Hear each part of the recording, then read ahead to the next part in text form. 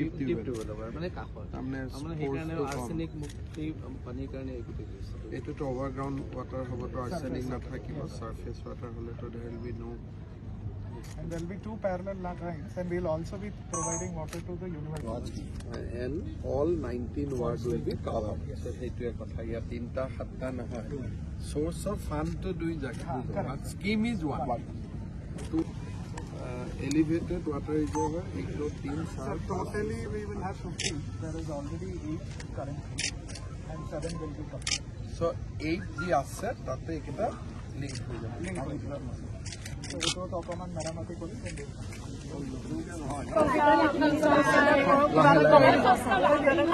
সব লাহে লাহে হ'ব জোৰ কৰি একো নহয় সময় আহিব তেতিয়া বহুত দিন হ'ল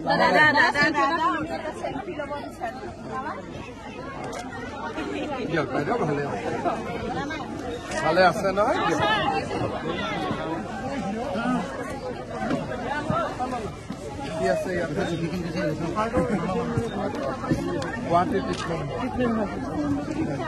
অৰুণোদয় 15 তাৰিখৰ পৰা গাঁও সভা হ'ব আপোনালোক তাতে যাব তাত ৰেচন কাৰ্ড আছে নে নাই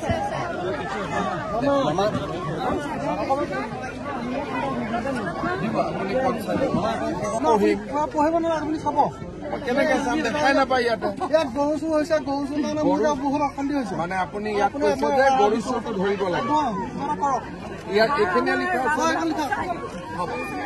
ভাল ভালে আছে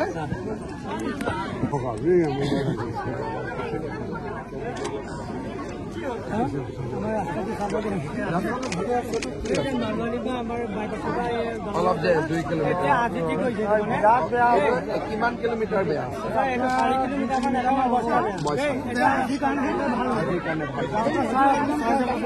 এখন কাগজ আছে কাগজ এখন দি দিব মোক পিছত ঠিক আছে ভাল নাই আপোনালোকে আমি খেতি কৰি আছিলো এই মাটিডোখৰ এতিয়া আমি যাতে পিছত আমাৰ চাকৰি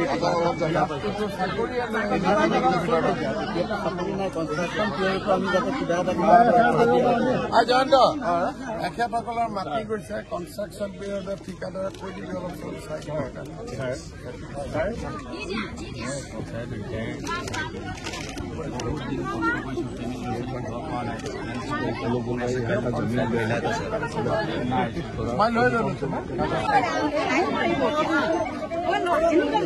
তোমাল তুমি ক'ত বেটাৰমেণ্ট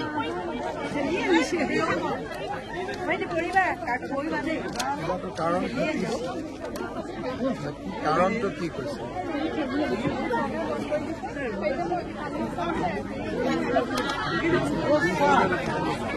ক'ত পঢ়ি আছে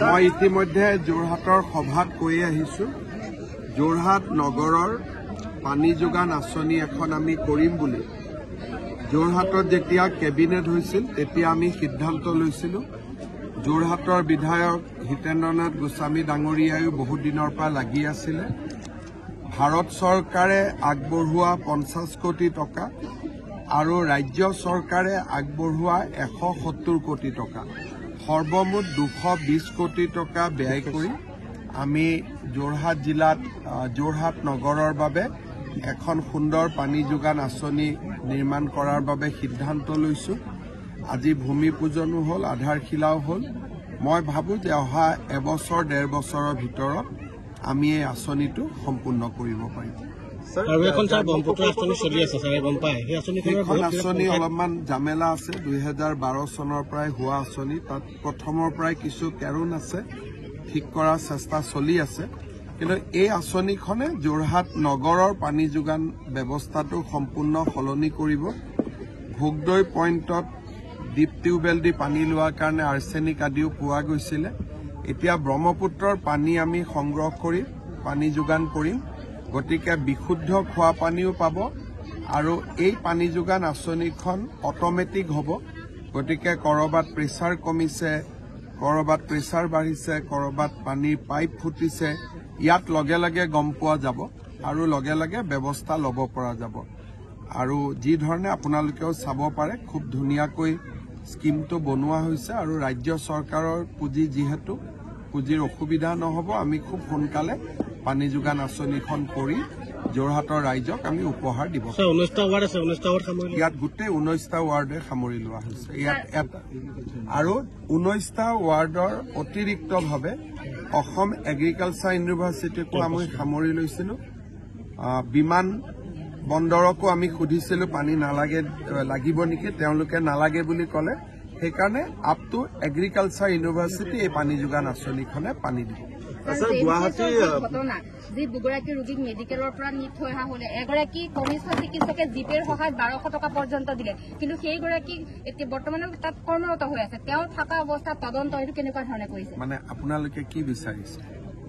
গোটেই বস্তুটো আৰক্ষীয়ে যিহেতু গম পাইছিল, জনোৱা হৈছিল আৰক্ষী, কিন্তু বস্তুটো যদি তাৎক্ষণিকভাৱে তেওঁলোকে এনকুৱাৰী এটা কৰিলেহেঁতেন ইমান দীঘলীয়া পৰ্যায় এটালৈ নগলহেঁতেন। মানে মই এটা বুজি পোৱা নাই, মানে আপোনালোকে কি বিচাৰিছে মই সেইটো কথা বুজি পোৱা নাই। ভৱিষ্যতে এনেকুৱা ধৰণৰ ঘটনা নহওক, ভৱিষ্যতে এনেকুৱা ধৰণৰ ঘটনা নহবৰ কাৰণে যোৰহাটত এনেকুৱা নিৰাশ্ৰয় ব্যক্তিৰ আশ্ৰয় স্থান এটা নিৰ্মাণ কৰিব লাগিব। কাৰণ মেডিকেল বা হস্পিটেলত নিৰোগী মানুহক ৰাখিব পৰা নাযায়। গতিকে মেডিকেলখন হ'ল ৰোগীৰ কাৰণে।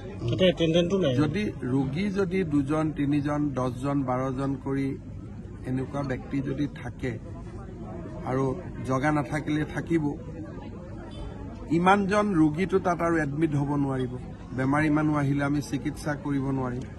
সেইকাৰণে যোৰহাটত চৰকাৰ আৰু ৰাইজে লগ লাগি এনেকুৱা নিৰাশ্ৰয় ৰোগী থকাৰ, ৰোগী নহয় নিৰাশ্ৰয় ব্যক্তি থকাৰ শিবিৰ এটা নিৰ্মাণ কৰিব লাগিব। নহলে মেডিকেল কলেজো প্ৰেছাৰত থাকে। এইমাত্ৰ এজন প্ৰেগনেণ্ট মহিলা আহি গ'ল, চিট নাই, আকৌ এটেণ্ডেণ্টে হুলস্থুল কৰিব যে আমি কিয় মাটিত থাকিম। সেইকাৰণে গোটেই বিষয়টো এটা অকণমান আমি আলোচনা কৰাতকৈ অলপ গভীৰ বিষয়। গুৱাহাটী বা ডিব্ৰুগড়ত এনেকুৱা আশ্ৰয় শিবিৰ আছে কাৰণে মেডিকেলৰ প্ৰিন্সিপালে তালৈকে পঠাই দিয়ে। ইয়াত পঠোৱা জেগা নাছিলে। তাকে কৈছো, এতিয়া আমি যোৰহাটৰ ৰাইজ আমি লগ লাগি এটা যদি আশ্ৰয় শিবিৰ কৰিব পাৰো তেতিয়াহ'লে কোনেও ক'তো কাকো নপঠাব। সেইকাৰণে আমি তেনেকুৱা এই গোটেই ঘটনাটোক এটা আমি শিক্ষা বুলি ল'ব লাগিব। কাৰোবাৰ ওপৰত একশ্যন ল'লেতো চেজ হৈ নাযায়। অহাকালি এতিয়া যোৰহাট মেডিকেলত এনেকুৱা এজন ব্যক্তি আছে যাৰ 3 বছৰ হৈ গ'ল। এতিয়া কি কৰিব? মেডিকেলে ৰাখি থোৱা মানে এজন বেমাৰীৰ বিচনা এখন ৰাখি থৈ দিছে। গতিকে বিষয়টো এইটো এটা মানে অমুকক একশ্যন লওক তমুকক লওক, সেইটোৰ পৰিৱৰ্তে সকলোৱে লগ লাগি, বিশেষকৈ আপোনালোকেও নেতৃত্ব ল'ব পাৰে এখন ৰাজহুৱা সভা পাতি যে ভৱিষ্যতে এনেকুৱা নহবৰ কাৰণে আমি কি কৰিব পাৰোঁ আৰু তাৰ সমাধানৰ বাবে চৰকাৰে কি কৰিব লাগিব, এই ধৰণে কথাটো পজিটিভলি লৈ যাব লাগিব। কোন পেপাৰৰ সাংবাদিক বাৰু? কোন পেপাৰৰ সাংবাদিক? ঠিক আছে, কওক কি আছে? কি কৰিব লাগিব এতিয়া? ছাৰ, এইটো ভোগদৈপৰীয়া এটা অঞ্চল, বেজীজানখন যদি বন্ধ হৈ যায়, নোহোৱা হৈ যায়, খেতি পথাৰবোৰ একেবাৰে নোহোৱা হৈ যাব। খুলি দিব লাগিব। হয়, একেবাৰে নলাতকেও সৰু হৈ গ'ল। ছাৰ, ৰাজনৈতিক কথা এটা সোধো। গুৱাহাটীৰ বৰাগাঁৱৰ যিটো ঘটনা হৈছিলে অক্টোবৰ মাহত, দুৰ্গা মন্দিৰৰ যিটো বলৎকাৰৰ ঘটনা, আজি 7জনক ধৰিছে। 7জনক ধৰিছে। ছোৱালীগৰাকীক আমি চিনাক্তকৰণ কৰিব পৰা নাই, আৰু ছোৱালীগৰাকীক যদি চিনাক্তকৰণ কৰিব নোৱাৰো তেতিয়াহ'লে কেছটোত অসুবিধা হ'ব। সেইকাৰণে আজি পুলিচে চেষ্টা কৰি আছে ছোৱালীজনীৰ আইডেণ্টিটিটো এষ্টাব্লিছ কৰাৰ কাৰণে। টোটেল 9 গৰাকী অভিযুক্ত আছে, 7 গৰাকীক আমি ধৰিছো, বাকী 2 গৰাকীকো আমি ধৰি ল'ম আজিৰ ভিতৰত। ছাৰ, মন্ত্ৰীসভাৰ সাল সলনি হ'ল। আপুনি যেতিয়া সোমাই আহিছে, প্ৰথম ভোগদৈ দলঙলৈকে যি 1 কিলোমিটাৰ পথ, সেই পথটো ইমানেই জৰাজীৰ্ণ, গতিকে আমাৰ বাকী ৰাস্তাখিনি ভাল, 1 কিলোমিটাৰ বেয়া আছিলে। বিধায়কক আমি প্ৰত্যেক বছৰে কিবা পুঁজি দিওঁ। আপুনি আহিবৰ কাৰণে কালি ৰাতিৰ ভিতৰতে গাঁতকেইটা মৰিল। নহয়, মই অহাৰ কাৰণে ৰাস্তাটো ভাল হৈছে, এইটোতো আনন্দ। নাই, সেইকাৰণে ভাল পাইছো, কোনো অসুবিধা নাই। ছাৰ, 2 বছৰে তাত শিল কেইটামান দিব পাৰিলেহেঁতেন। ক'ৰ পৰা শিল দিব? টকা যিখিনি দিব MLA বিতৰণ কৰি দিয়ে। এতিয়া আজি ধৰক প্ৰত্যেক বছৰ আমি 15-20 কোটি টকাকৈ এটা সমষ্টিত দিওঁ। এতিয়া বিধায়কে ক'ত ক'ত ধৰি দিয়ে আমিতো নোসোমাৱেই। আচ্ছা এই সমষ্টিটো একদম হৃদপিণ্ড সেই কোণে এই গোটেই মানুহবোৰে সেই ৰাস্তাতে ওলায়। এতিয়া এই কথাটো কোনে বুজিব লাগিব? MLA জনে বুজিব লাগিব। MLA জনে বুজিব লাগিব, আপোনালোকে বুজিব লাগিব। অহা বাৰু টকা পাব, হিতেন্দাই ধৰি দিলে ৰাস্তাটো ধৰি দিব লাগিব। এতিয়া এই বছৰো আমি ভৱেন ভৰালীক কিমানকৈ দিছো পাৰ সমষ্টি? 15 কোটি টকা দিছো। এতিয়া তেখেতে যদি বুজি পায় যে এইটো হৃদপিণ্ড তেওঁ ধৰি দিব। আৰু এই বাকী চাইড তেওঁ মানে আমি মুখ্যমন্ত্ৰী পৰ্যায়ত ৰাস্তা নাচাওঁ, সমষ্টি চাওঁ আৰু অসমৰ সকলো সমষ্টিকে সমানে আমি টকা দি দিওঁ। তাৰ পিছত সমষ্টিৰ বিধায়কজনে ক'ত পুঁজিটো ধৰিব এইটো তেওঁলোকৰ ওপৰত কথা, আপোনালোকে তেওঁৰ লগত পাতি ল'ব। ছাৰ ৰাজনৈতিক কথা এটা সুধিল যে মন্ত্ৰীসভাৰ সাল সলনি বা বহুতক নতুন নতুন দায়িত্ব দিয়া হ'ল, খুব সকলোৱে আদৰণি জনাইছে। তেনে সময়তে ভূপেন বৰাই কিছু সময় পূৰ্বে সংবাদ মাধ্যমৰ আগত কৈছে যে যিসকল মন্ত্ৰী দিয়া হৈছে তেওঁলোক বোলে দবা মন্ত্ৰী, মুখ্যমন্ত্ৰীয়ে কৰিলেহে কৰিব পাৰে। মুখ্যমন্ত্ৰীটো ময়ে না, ময়েতো কৰিব লাগিব। বেলেগ একো কামেই কৰিব নোৱাৰে। বেলেগে যি কৰক নকৰক, ভাল হওক বেয়া হওক, গালিটোতো ময়ে খাম, গতিকে ময়ে কৰিব লাগিব।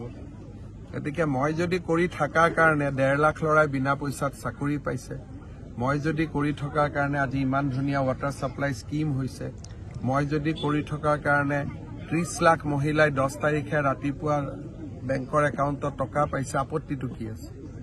মই যদি কৰি থকাৰ কাৰণে জিলাই জিলাই বিশ্ববিদ্যালয় হৈছে, জিলাই জিলাই মেডিকেল কলেজ হৈছে, জিলাই জিলাই ব্ৰহ্মপুত্ৰৰ ওপৰত দলং হৈছে, ভূপেন বৰাইতো মোক নোবেল বঁটাই দিব লাগে। মাজুলী দলঙৰ কথাটো কিমান হৈ যাব দুই এদিনতে নতুন যান বাহন আৰু সমষ্টি যিবোৰ কাম হৈছে তাও 80% পবিত্ৰ উত্তৰামা এজন ঠিকাদাৰে পায়। এই কথাটো তেখেতে ইমানেই কৈছে PWD ইঞ্জিনিয়াৰ্ছে ভৰি ধৰিবলগীয়া অৱস্থা। আপোনালোকো একোজন সাংবাদিক হয়, যি প্ৰশ্ন মুখ্যমন্ত্ৰীক সুধিব লাগে তাকে সোধক। আপুনি মোক ৰাহুল গান্ধীৰ ওপৰত সোধক, নৰেন্দ্ৰ মোদীৰ ওপৰত সোধক, অমিত শ্বাহৰ ওপৰত সোধক, এটা পবিত্ৰ দত্তৰ ওপৰত মই কেনেকে উত্তৰ দিব? ছাৰ বিধায়কজনক যোগাযোগ কৰিলে নাপায় কাৰণে আপোনাক কথাবোৰ ক'বলৈ বিধায়কজনক নাপালে অহাবাৰ ভোট নিদিব। ছাৰ যান বাহন যাৰ ৰাজ্য এইটো ৰজা নহয়, যাক নাপায় 5 বছৰৰ পিছত তাক ঘূৰুৱাই দিব, চিম্পুল কথা। আপুনি হোলোঙাৰ পৰা যোৱা কথা আছিল। গতিকে গণতন্ত্ৰৰ ৰাইজে ৰজা, যি বিধায়কক তেওঁক আকৌ ভাল পোৱা মানুহ থাকিব, আকৌ কোনোবাই জিকাইও দিব। গতিকে যিটো হয় এইটো বাকচতে গম পাম। বহুত মানুহক সাংবাদিকে বেয়া বুলি কৈ থাকে, ইলেকশ্যনত আকৌ 1 লাখ ভোটত জিকি যায়। গতিকে ভাল বেয়া মই ইয়াত প্ৰমাণ কেনেকে দিম? মইতো ইয়াৰ ভোটাৰ নহয়। গতিকে কোনোবাই দুৰ্নীতি কৰিছে, কাগজখন দিলে মই চাই দিম লগে লগে। কিন্তু এনেকে এতিয়া কোনোবা পবিত্ৰ দত্তৰ ওপৰত প্ৰশ্ন কৰিছে, ইঞ্জিনিয়াৰজনে ভৰিত ধৰে। এতিয়া অসমীয়া মানুহে যদি কাৰোবাৰ ভৰিত ধৰে, এই মানুহজনক মই কি ক'ম? মোৰতো কোনো উত্তৰ নাই। যদি ইঞ্জিনিয়াৰিং কলেজত ইঞ্জিনিয়াৰ পাছ কৰা মানে কি অসমৰ আটাইতকৈ মেধাৱী ষ্টুডেণ্ট নহয় জানো? ডাক্তৰ ইঞ্জিনিয়াৰটো চবেই হ'ব নোৱাৰে। এতিয়া আটাইতকৈ চোকা ল'ৰাজনে যদি কাৰোবাৰ ভৰিত ধৰে, মইনো কি উত্তৰ দিব পাৰোঁ কওক? ৰেলৰ লগত কিবা এটা চলি আছে, জানুৱাৰী মানত হৈ যাব লাগে, জানুৱাৰী। ছাৰ যান বাহন আইনটো আপুনি অকণমান শিথিল কৰি দিয়াৰ পিছতে যোৰহাটত কিন্তু খুব আচলতে এইটো একেবাৰে আৰক্ষী প্ৰশাসনে আৰু এইটো নাইকিয়া হৈ গৈছে মানে খুব শিথিল কৰিলে আপোনালোকে বেয়া পায়, শিথিল নকৰিলে ৰাইজে বেয়া পায়। গতিকে যি আছে চলি থাকক, আৰু মইনো কাৰ লগত কাজিয়া পেচালত। 1.5 বছৰ ভালে হৈছে। গতিকে মোক মাজে মাজে মাতি থাকিব, মই আহি থাকিম, ভাল কাম হৈ থাকিব। স্থানীয় ল'ৰা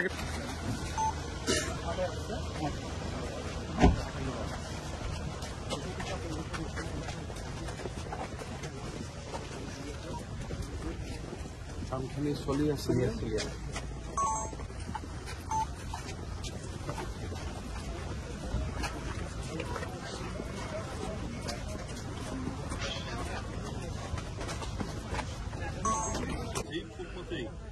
লাচিত মৈদাম কমাঞ্চাও হিমন্ত বিশ্ব শৰ্মাক সেউহিতা হিতি শিক্ষানু ছয়কুম ছয়কে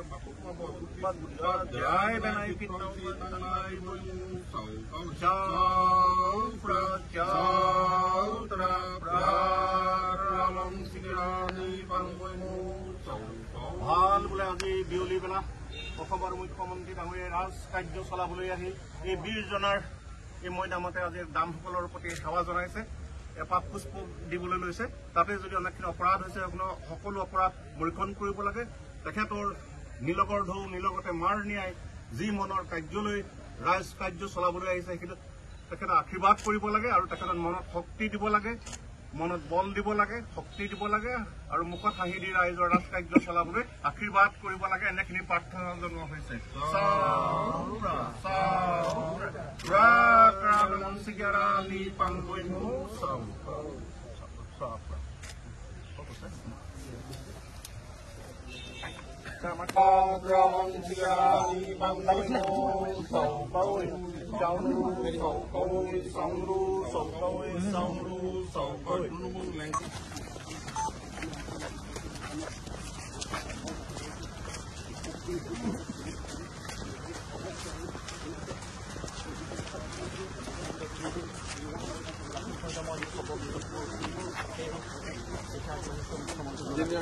এইখিনি পিছফালেতো হৈ গ'ল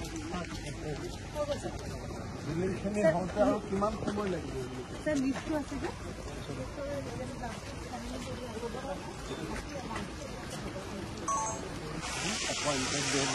कंप्लीट कर लेकर 31 जुलाई ये वाला 4 सितंबर में सर दिसंबर 31 तक हम लोग कोशिश कर रहे हैं कि फाइनल के पास तो फिर ऑफिसर में 2 से 3 महीने इस एजेंसी को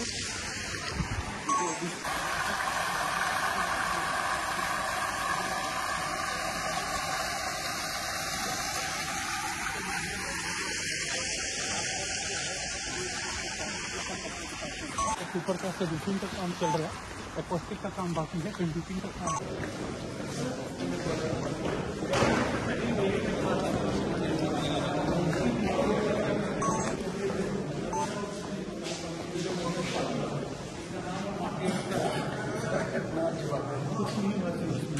अल्लाह को यार फ्रीडम बोलूं पानी का भी क्या हुआ है सर ऊपर से इशू है इसमें कुछ नहीं है इसमें हटके से जो स्टोन लगा हुआ है ना ये फ्लैट हो गया सर उनके नहीं बन रहे हैं information related too early stage of settlement of society native language religious practices arts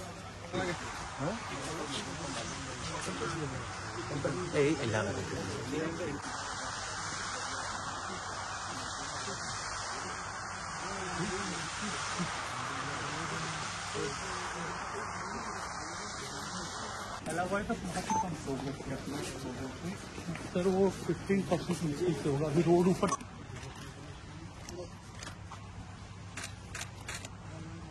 यहाँ मैं काम करूँ यहाँ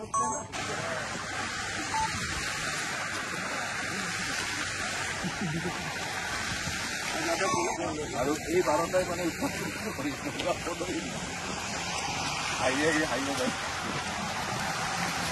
পানীটো ৰঙা কিয় হয় বোকা হয় চাফা কৰি লাল কিয় হয়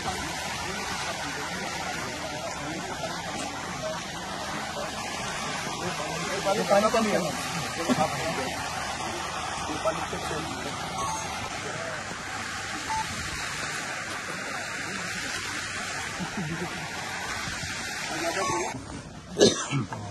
হোলোঙা পাৰত লাচিত বৰফুকনৰ প্ৰতিমূৰ্তিৰ লগত আমি মিউজিয়াম প্ৰেক্ষাগৃহ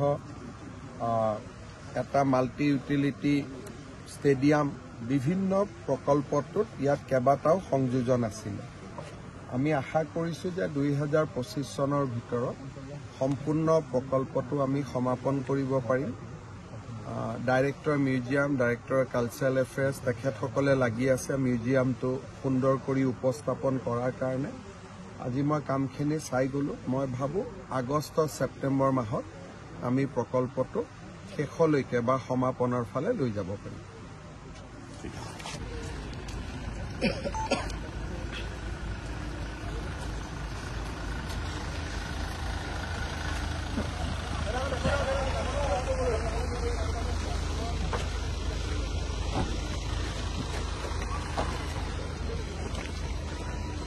কি হৈ আছে এতিয়া ইলেকশ্যনৰ কি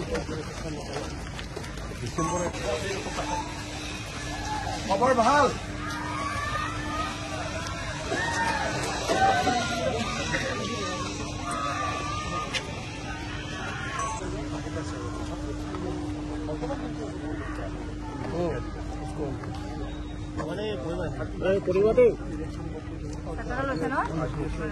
कहाँ जाएंगे बोलिए लेने दीजिए ना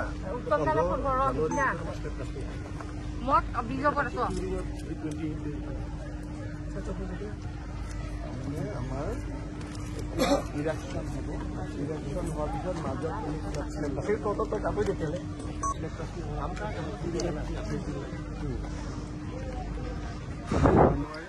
ডিচেম্বৰ শেষ কৰিব পাৰি আমি মানে আমি জানুৱাৰী 15 তাৰিখৰ পিছত ষ্টাৰ্ট কৰিম উইথ ইনস্পেকশ্যন তাৰপিছত আপোনাৰ ফেব্ৰুৱাৰী 10 তাৰিখমানৰ ভিতৰত আমি 10 পৰা 15 তাৰিখৰ ভিতৰত যদি পাছ কৰিব পাৰি মানে অপেন কৰিব পাৰি 20 তাৰিখ ইয়াত একো ৰেল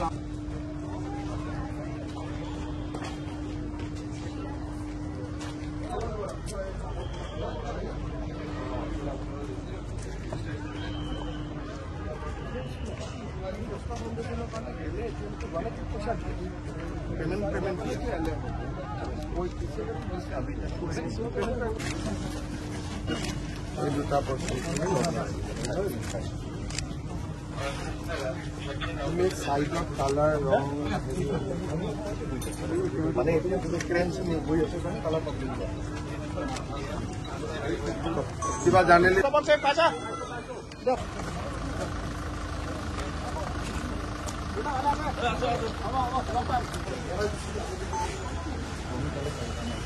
ये सब पुराना घर है ये सब क्या है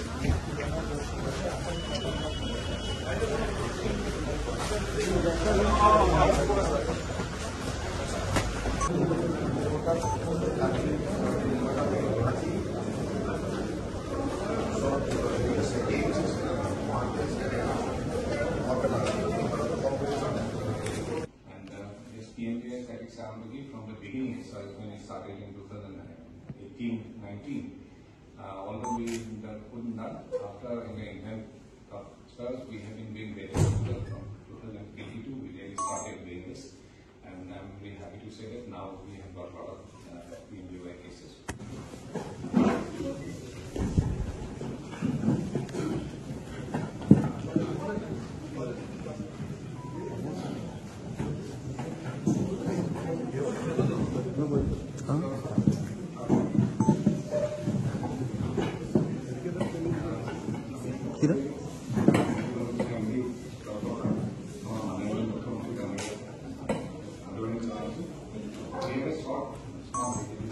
মেডিকেল কলেজৰ সেৱা আৰু সুবিধা দুইটাৰ বৃদ্ধি কৰাৰ বাবে বা বিভিন্ন প্ৰয়োজনীয়তাৰ ওপৰত মেডিকেল কলেজৰ অধ্যক্ষ আৰু অধ্যাপক অধ্যাপিকাসকলৰ লগত আমি কথা বতৰা পাতিলোঁ কেইবাটাও সুবিধা মেডিকেল কলেজত প্ৰয়োজন আছে এটা পেইং কেবিন ব্লক এটাৰ প্ৰয়োজন আছে আমাৰ খুব সোনকালে ইয়াতে ছুপাৰ স্পেচিয়েলিটি হস্পিটেলৰ কনষ্ট্ৰাকশ্যন আৰম্ভ হ'ব তাৰ কাৰণেও কিছুমান আনুষংগিক কাম কৰাৰ প্ৰয়োজনীয়তা আছে এই ধৰণে তেখেতসকলৰ পৰা বিভিন্ন সুবিধা অসুবিধাৰ মই বুজ ললোঁ আৰু যিমানখিনি আমি অনাগত দিনত কৰিব পাৰিম সেইখিনি কৰাৰ বাবে প্ৰচেষ্টা কৰিম আৰু যোৱা কেইটামান মাহত যিবিলাক ঘটনা মেডিকেল কলেজত ঘটিছে তাৰ বিষয়েও মই বুজ ললোঁ আৰু যিমানখিনি কাৰেক্টিভ মেজাৰ ল'ব লাগে সেইখিনি আমি লোৱাৰ বাবে চেষ্টা কৰিম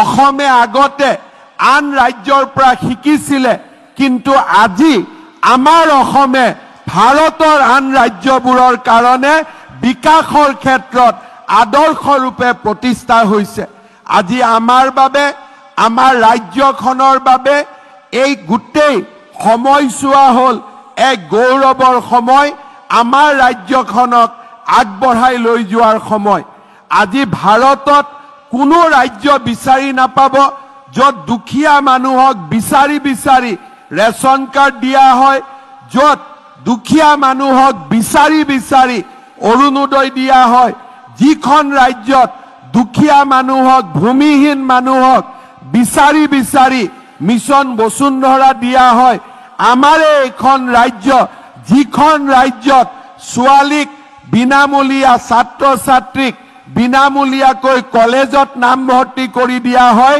আৰু এইখনে এখন ৰাজ্য যি ৰাজ্যত কলেজত পঢ়িব গ'লে কলেজৰ প্ৰিন্সিপালক টকা দিব নালাগে, উল্টাই চৰকাৰে বেংক একাউণ্টত ছোৱালীৰ বেংক একাউণ্টলৈকে টকা পঠিয়াই দিয়ে।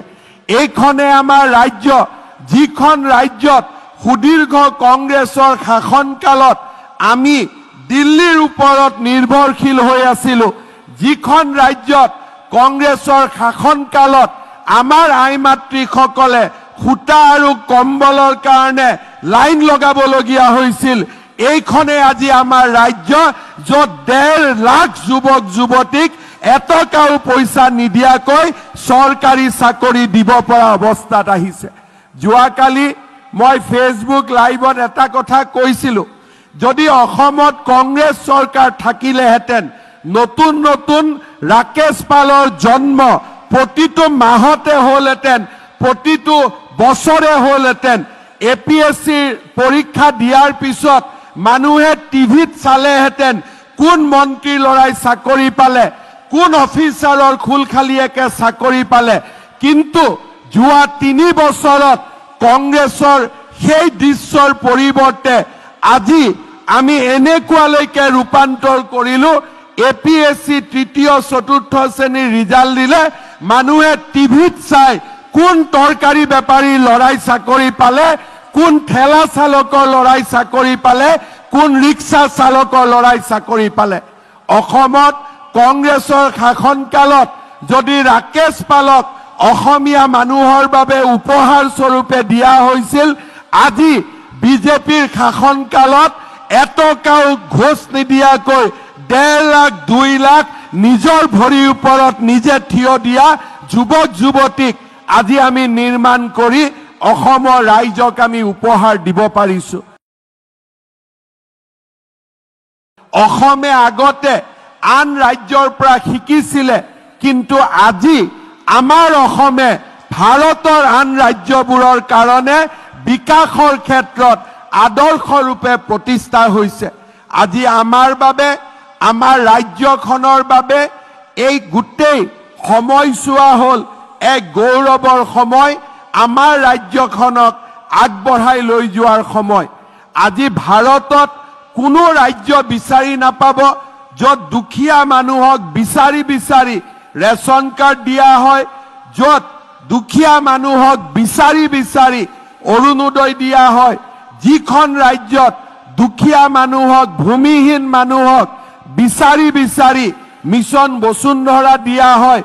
আমাৰ এইখন ৰাজ্য যিখন ৰাজ্যত ছোৱালীক বিনামূলীয়া ছাত্ৰ ছাত্ৰীক বিনামূলীয়াকৈ কলেজত নামভৰ্তি কৰি দিয়া হয়, আৰু এইখনে এখন ৰাজ্য যি ৰাজ্যত কলেজত পঢ়িব গ'লে কলেজৰ প্ৰিন্সিপালক টকা দিব নালাগে, উল্টাই চৰকাৰে বেংক একাউণ্টত ছোৱালীৰ বেংক একাউণ্টলৈকে টকা পঠিয়াই দিয়ে।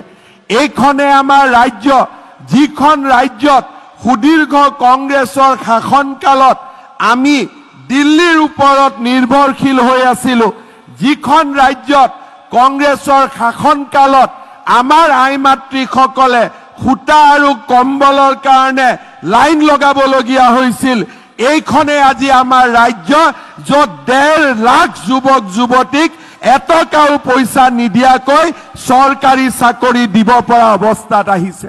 যোৱাকালি মই ফেচবুক লাইভত এটা কথা কৈছিলো, যদি অসমত কংগ্ৰেছ চৰকাৰ থাকিলেহেঁতেন নতুন নতুন ৰাকেশ পালৰ জন্ম প্ৰতিটো মাহতে হ'লহেঁতেন, প্ৰতিটো বছৰে হ'লহেঁতেন। APSCৰ পৰীক্ষা দিয়াৰ পিছত মানুহে টিভিত চালেহেঁতেন কোন মন্ত্ৰীৰ ল'ৰাই চাকৰি পালে, কোন অফিচাৰৰ খুলখালিয়েকে চাকৰি পালে। কিন্তু যোৱা 3 বছৰত কংগ্ৰেছৰ সেই দৃশ্যৰ পৰিৱৰ্তে আজি আমি এনেকুৱালৈকে ৰূপান্তৰ কৰিলো, APSC তৃতীয় চতুৰ্থ শ্ৰেণীৰ ৰিজাল্ট দিলে মানুহে টিভিত চাই কোন তৰকাৰী বেপাৰী লৰাই চাকৰি পালে, কোন ঠেলা চালকৰ লৰাই চাকৰি পালে, কোন ৰিক্সা চালকৰ লৰাই চাকৰি পালে। অসমত কংগ্ৰেছৰ শাসনকালত যদি ৰাকেশ পালক অসমীয়া মানুহৰ বাবে উপহাৰ স্বৰূপে দিয়া হৈছিল, আজি